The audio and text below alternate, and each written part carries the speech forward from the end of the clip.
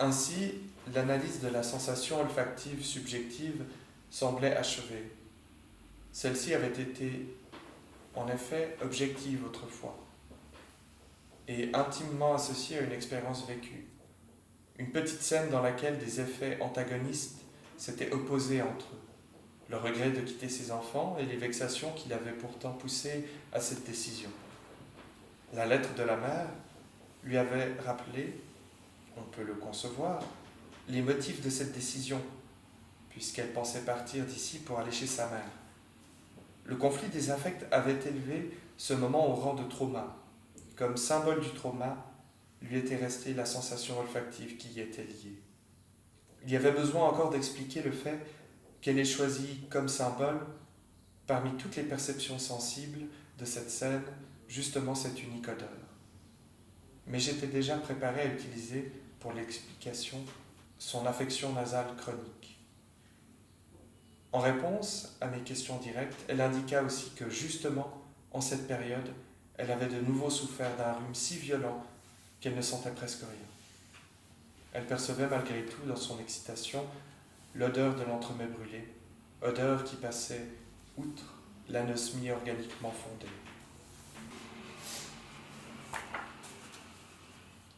Du fait que Miss Lucy Eyre ait succombé à la conversion hystérique à ce moment-là, je tirais la conclusion que parmi les présupposés de ce trauma, il devait s'en trouver un qu'elle voulait intentionnellement laisser dans l'ombre, qu'elle s'efforçait d'oublier. Si j'additionnais la tendresse pour les enfants et la susceptibilité envers les autres personnes de la maisonnée, cela n'autorisait qu'une interprétation. J'eus le courage de communiquer cette interprétation à la patiente. Je lui dis « Je ne crois pas qu'il y ait là toutes les raisons pour ce que vous ressentez envers les deux enfants. Je suppose plutôt que vous êtes amoureuse de votre patron, le directeur, peut-être sans le savoir vous-même, que vous nourrissez en vous l'espoir de prendre effectivement la place de la mère, et à cela s'ajoute encore que vous êtes devenu si susceptible à l'égard des domestiques avec lesquels vous avez vécu en paix pendant des années. Vous craignez que ceux-ci viennent à remarquer quelque chose de votre espoir et à se moquer de vous à cause de cela. » Sa réponse se fit sur le mode laconique qui était le sien. « Oui, je crois qu'il en est ainsi. Mais si vous saviez que vous aimez le directeur, pourquoi ne me l'avez-vous pas dit ? C'est que je ne le savais pas, ou mieux, ne voulais pas le savoir. Je voulais me le sortir de la tête, ne plus jamais y penser. Je crois que j'y ai d'ailleurs réussi ces derniers temps. Pourquoi ne vouliez-vous pas vous avouer cette inclination ? Aviez-vous honte de l'idée d'aimer cet homme ? Oh non, je ne suis pas si sottement prude. De toute façon, on n'est pas du tout responsable de ce que l'on ressent. Si la chose m'était pénible, c'est seulement parce qu'il s'agit du patron au service duquel je suis, dans la même maison duquel je vis, et envers lequel je ne sens pas en moi la même totale indépendance qu'envers un autre. Et parce que je suis une fille pauvre, et lui un homme riche, d'une grande famille. On se moquerait d'ailleurs de moi si l'on soupçonnait quelque chose de cela. Je ne trouve alors aucune résistance pour mettre en lumière la naissance de cette inclination. Elle raconte que les premières années, elle a paisiblement vécu dans la maison, accomplissant ses devoirs, sans en venir à des souhaits impossibles à accomplir. Mais un jour, ce patron sérieux, suroccupé et habituellement toujours réservé à son égard, avait entamé avec elle une conversation sur les exigences de l'éducation des enfants. Il devint plus doux et plus cordial que d'ordinaire, lui disant combien il comptait sur elle pour prendre soin de ses enfants orphelines, et la regardant en même temps d'une manière particulière. À ce moment-là, elle se mit à l'aimer, et se complut à être toute préoccupée par l'espoir joyeux qu'elle avait puisé dans cette conversation. C'est seulement lorsque plus tard, rien d'autre ne suivit, lorsque malgré son attente impatiente, il n'y eut pas de deuxième heure d'échange de pensées intimes, qu'elle décida de se sortir l'affaire de l'esprit. Elle me donne entièrement raison. Ce regard, dans le contexte de la conversation, devait concerner le souvenir de sa défunte femme. et il voit tout à fait clairement que son inclination est tout à fait sans issue.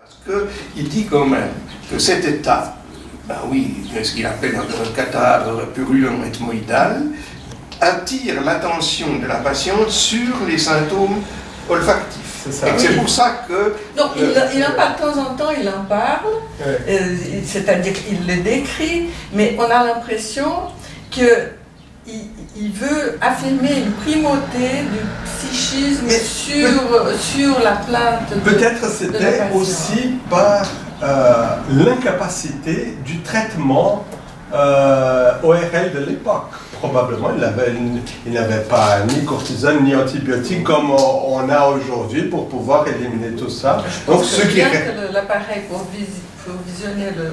Donc en fait, il a résolu son chagrin d'amour, elle pleure moins, donc il y a moins d'affection réelle.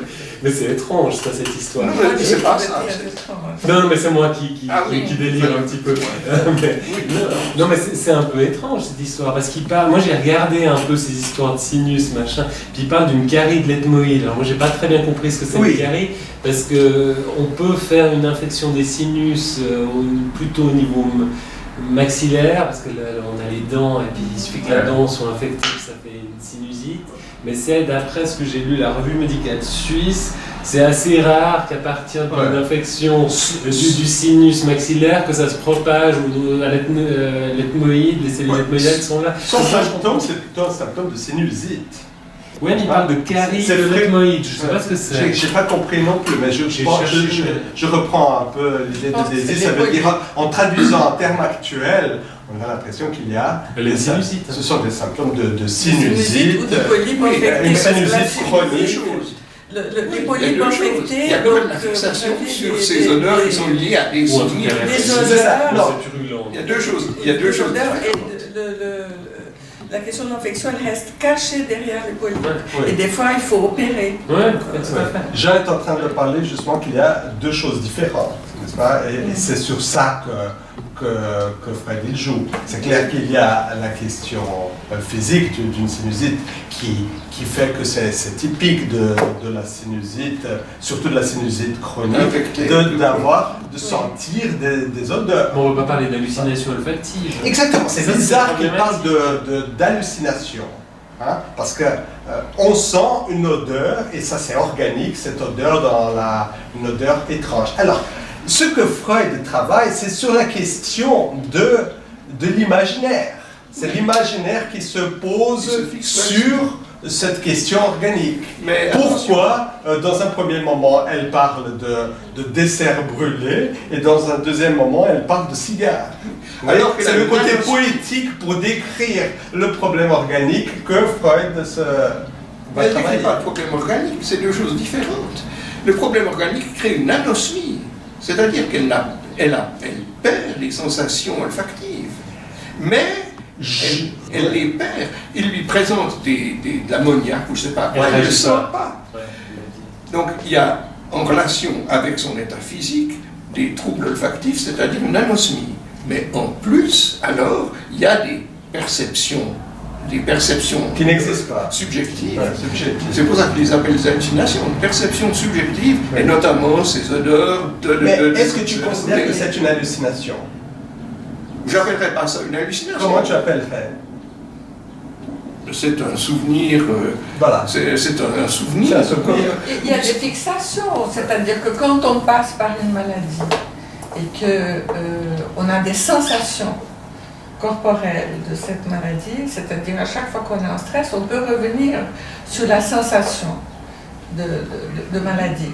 Par exemple, mal de tête, mot de tête. On a des patients, ils ont mal de tête, il dit, voilà, je sens, ça chauffe, j'ai mal à la tête, etc.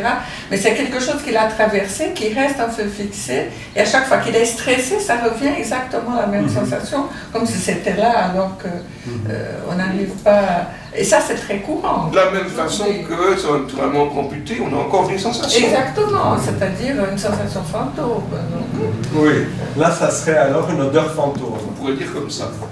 Ouais. Mais moi, ça m'a paru un peu préconstruit. Ah bah c'est très enfin, chez Freud, non, mais, surtout à ce moment-là. Non mais surtout quand je dis très construit, ça veut dire un peu inventé, même très inventé. Mais quoi, ouais, mais de la part de ça marche trop bien. Ça marche trop bien. Le collègue ORL, ou je sais pas comment il l'appelait, mais cette patiente va pas bien, mes traitements ne marchent pas, donc c'est psy. Alors, on se croirait dans une consultation de psychiatrie de liaison. Et à la fin, elle guérit, on sait pas trop comment, finalement. Oui, c'est cet aspect publicitaire de l'ensemble. Elle guérit notamment des troubles de l'humeur. Oui, mais de tout, mais aussi elle a plus d'écoute. Je crois qu'il le dit à la fin, elle a plus ses problèmes de rhinite. Enfin. Mais il mentionne que tout va bien pour le mieux. Peut-être que tout va bien. J'entends, c'est pas... Tout va bien. C'est pas dit que ce soit lié. Il y a l'humeur, et puis il ne dit pas que le fait qu'elle va mieux sur le plan ORL est le résultat de sa thérapie. Non, il n'a pas dit ça, mais et d'ailleurs, il dit à la fin qu'il y a un reste au niveau ORL, qu'il y a toujours quelque chose... Ce qui est intéressant, c'est qu'il veut quand même faire valoir sa construction, sa théorie.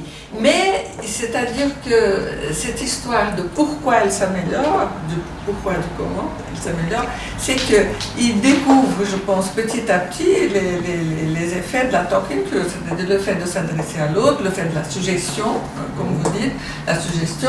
Il y a tout qui commence à opérer et il commence à sentir au tout début. Donc ça l'aide un peu, mais ça confirme un peu. Mais surtout, comme dit Jean, ce qui s'améliore dans ce cas, c'est l'humeur. Parce qu'elle avait des signes de dépression au début. Mais à part ça, tu parles de la relation. En fait, il en est très peu question. Il est peu question de transfert. Là, c'est pas du tout. Là, il donne des indications, il dit ce qu'il faut faire, il donne la main, c'est le maître, etc. Mais ça a des effets, on sait. Encore aujourd'hui, si on y revient à l'hypnose, c'est parce qu'on sait que ça a des effets, des effets thérapeutiques. Mais je pense qu'il il commence à sentir, c'est après coup qu'il va un peu reprendre ces choses. Mais pour l'instant, il s'agit de confirmer cette théorie telle qu'il est sur le moment. Donc voilà. Mais il y a eu une amélioration un peu, comme on dit, de surcroît. Donc, moi, il y a une chose, je vous interroge là-dessus, parce qu'il parle dans la succession des événements, dans le déroulement du traitement, il y a 3 souvenirs, il faut juste qui émergent. Souvenirs olfactifs. Il y a les entremets brûlés, c'est quand c'est associé au fait qu'elle... c'est son anniversaire, elle reçoit une lettre de sa maman, et elle ne sait pas si elle va quitter cette famille, et puis en même temps, en quittant cette famille, elle trahirait une promesse faite à la mère décédée, qui est une amie, donc il y a une sorte de conflit moral. Et puis,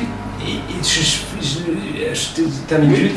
Et puis ensuite, il parle de deux autres souvenirs qui sont assez associés. Il y a cette vieille dame, cette dame qui va embrasser les enfants, et puis le patron lui dit « si ça se reproduit, je vous chasse ». Et puis ensuite, il y a l'épisode du cigare, où le chef comptable de l'entreprise du patron veut embrasser les enfants, et puis il dit « stop, ne les embrassez pas ». Donc il y a ces 3... ma question, c'est quelle causalité il attribue Freud à tout ça? Est-ce qu'elle fait une conversion parce qu'elle a peur d'être chassée ou de devoir partir et de quitter l'être aimé? Ça, c'est celle qui semble être la plus probable, en tout cas dans la manière dont Freud l'expose. Mais il y a quand même cette histoire de conflit moral où il y revient pas tellement. Moi, je trouve pas si clair que ça, comme il donne beaucoup de détails, il essaie de théoriser, mais au final, moi, je suis un petit peu sur ma faim. je ne sais pas ce que vous en pensiez. Donc si on prend ces trois événements. Alors, bon, si on prend effectivement ces événements, je trouve assez étonnant la manière dont Freud ose proposer cette interprétation. Vous êtes amoureuse de votre patron. Oui, ça, je trouve c'est presque comme ça. Il est direct et puis il explique même comment elle est tombée amoureuse comme ça. C'est son côté un peu, parfois un peu voyant, où il essaie un peu de découvrir les choses, toujours dans une recherche d'ailleurs de l'occulte, n'est-ce pas? Et comme si lui, il était capable de voir l'occulte, et il montre que l'occulte est là. Et c'est étonnant aussi la réponse de la patiente où il fait une longue explication de comment elle est tombée amoureuse du patron et elle répond tout simplement oui.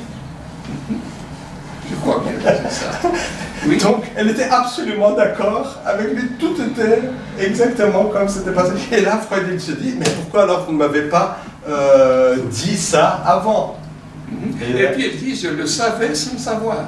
Voilà. Et ça, c'est très intéressant. Elle répond exactement ce que Freud voulait écouter. Oui, mais je trouve intéressant aussi que Freud, à ce sujet, dit ça, c'est une chose qu'on ne peut pas comprendre si on ne l'a pas éprouvé soi-même. C'est ça, il parle de lui. C'est très intéressant. Il parle de lui. À cette époque même, il était en train de vivre quelque chose de cet ordre-là. Ça veut dire quelque chose qu'il savait qu'il ne voulait pas savoir. Ça veut dire que ça fait partie de son autoanalyse qui était déjà en cours. En relation probablement avec Bruyère, en réalité. Ah, tu penses que c'est avec Bruyère? C'est bien possible, oui. Comment enfin, ça? Je ne sais pas. Mais il y a une relation très forte entre les deux. À la fois une relation père-fils, d'une certaine manière, et puis en même temps une certaine révolte, parce que... Ça sent-elle brûler? Ça sent-elle brûler. Moi, je pense que ça fascine la fin de leur relation. Ça se terminait. Ça se terminait. Puis ils ont dû s'arranger dans la manière de l'écrire pour que ça convienne aux deux parties. Tout à fait, oui, bien sûr. Parce qu'effectivement, déjà, à la conclusion de l'histoire d'Anao, c'est quand même très, très significatif, la manière dont Bruyère tout à coup est parti, s'est débiné et puis a laissé le cas à Freud. Mais, enfin, je ne sais pas si cette histoire de savoir sans savoir, c'est vraiment en relation avec eux. Mais je trouve intéressant qu'à propos de la confirmation de la femme, ils disent ça. Mais bon, moi ce que j'ai trouvé aussi, je pense qu'il y a une association qui est... Elle reçoit la lettre 2 jours avant son anniversaire, elle veut l'ouvrir, et les enfants lui disent non, c'est pour ton anniversaire, on la met de côté pour dans 2 jours. Donc c'est beaucoup de gentillesse. Oui. Bon. Et puis, il y a le mot mère. Or, la mère des enfants est décédée, et puis il y a l'idée de prendre la place de la mère. Oui, c'est ça. C'est donc, il y a un lien en relation avec le mot mère. Oui, et Freud, il fait cette interprétation. Il dit, vous êtes amoureuse de votre patron, et puis vous aimeriez prendre la place de la mère. La mère des enfants. Et elle dit oui. Elle est absolument d'accord avec ça. Oui, mais elle n'aurait pas pu le dire d'elle-même. Elle n'aurait pas pu le dire d'elle-même. En tout cas, elle ne l'a pas dit. Elle l'a pas dit. On a l'impression que on n'est pas dans des choses très inconscientes là. Tout est déjà. Trop arrangé. Tout est déjà. Ça veut dire tout est déjà presque explicite. D'ailleurs, Freud lui-même il dit, c'est un cas léger.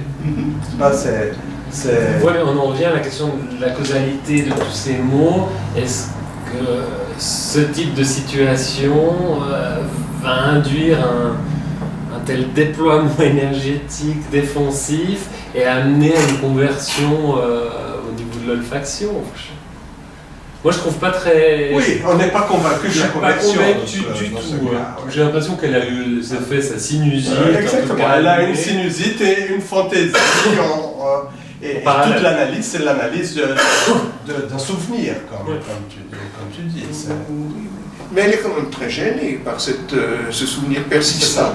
Elle est quand même gênée. Elle est gênée non, pas seulement par ce souvenir, il s'attache beaucoup sur le souvenir, mais je pense que le symptôme principal, c'est les symptômes dépressifs qui étaient plus clairs avant et qu'il ne donne pas trop d'importance dans l'analyse à ces symptômes dépressifs. Mais ils sont liés à toute l'histoire. Mais c'est un cas un petit peu de psychiatrie de liaison, un petit peu avant l'heure, quelque part. Ça fait vraiment penser à ce qu'on peut voir quand on fait de la liaison à l'hôpital, et puis on doit démêler un peu les choses. Il lui est adressé par un collègue, si je me rappelle bien du début. Un collègue... ORL, c'est probablement Fliss, non? Ouais. Peut-être. Ah oui.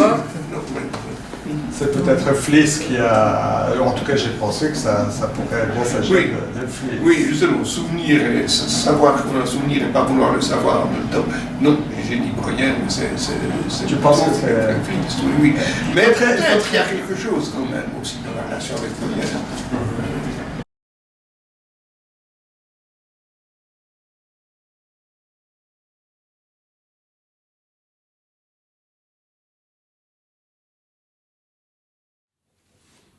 J'attends de cette conversation une modification foncière de son état, mais celle-ci ne se produit d'abord pas. Elle continua à être abattue et d'humeur dépressive. Une cure hydrothérapique que je lui avais prescrite en même temps la rafraîchissait un peu le matin. L'odeur d'entremets brûlés n'avait pas tout à fait disparu. En revanche, elle était devenue plus rare et plus faible. Elle ne se produisait, d'après ses dires, que lorsqu'elle était très émue. La persistance de ce symbole mnésique me fit présumer que celui-ci, en dehors de la scène principale, avait endossé la représentance des nombreux petits traumas annexes. Et c'est donc ainsi que nous cherchâmes tout ce qui pouvait être par ailleurs en corrélation avec la scène de l'entremets brûlé, abordant le thème des frictions domestiques, le comportement du grand-père, etc. Avec cela, la sensation d'odeur de brûlé disparaissait de plus en plus. En outre, cette période comporta une assez longue interruption, causée par une nouvelle affection du nez qui aboutit alors à la découverte de la carie de l'os ethmoïde. À son retour, elle relata que Noël lui avait apporté de très nombreux cadeaux de la part des deux messieurs, et même des domestiques de la maison, comme si tous s'efforçaient de l'amadouer et d'effacer chez elle le souvenir des conflits des derniers mois. Mais, disait-elle, cette complaisance flagrante n'avait fait sur elle aucune impression. Une autre fois, où je l'interrogeais sur l'odeur d'entremets brûlés, j'obtins l'information que cette odeur avait, certes, entièrement disparu, mais qu'à sa place une autre, semblable, la tourmentait, comme une odeur de fumée de cigare. Celle-ci devait sans doute avoir été là aussi auparavant, mais comme couverte par l'odeur de l'entremets. Maintenant, elle était sortie à l'état pur. Je n'étais pas très satisfait du résultat de ma thérapie. Il était donc arrivé là ce que l'on met toujours à la charge d'une thérapie simplement symptomatique. On avait enlevé un symptôme, simplement pour qu'un nouveau puisse s'avancer à la place vacante.